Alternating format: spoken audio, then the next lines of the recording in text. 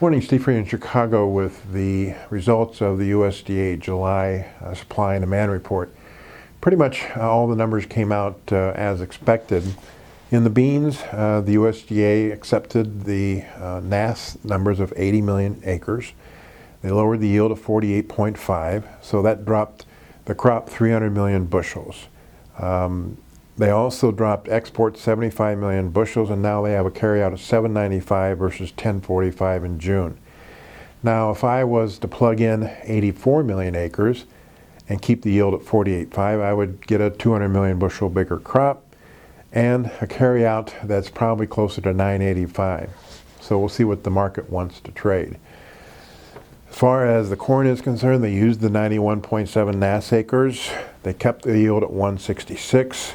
Then moved the carryout up to 2,010,000,000 from 1675. So if I plug in, let's say 86 million acres and a 160 yield, I get a 12.5 crop. But if I drop feed, if I drop ethanol, and if I drop exports, I still could get probably a 1,400 carryout for the government's 2010. A 1,400 carryout would be, I think, bullish to the prices. And that's why I think people are trying to pick a bottom in the corn. In the wheat, they lowered the beginning stocks 30 million bushels. They raised the crop 18.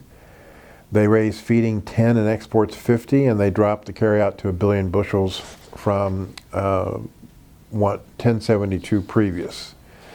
Globally, they just showed a 7 million ton drop in bean stocks worldwide due to the lower U.S. numbers.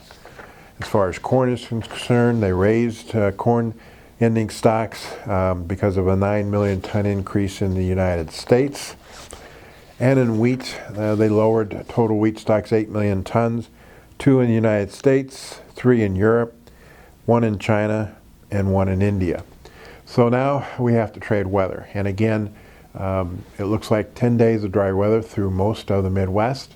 We'll watch the hurricane tropical depression, see if it brings any moisture into the eastern Midwest. And then the extended models, we've got one that is dry, the European model, and one that's wet, which is the American model. So Monday morning, we'll see which one wins out. Right now, corn's unchanged, beans unchanged, and wheat's up 8 cents. As always, these are my thoughts and not those of ADM or ADM Investor Services. Have a safe and profitable trading day.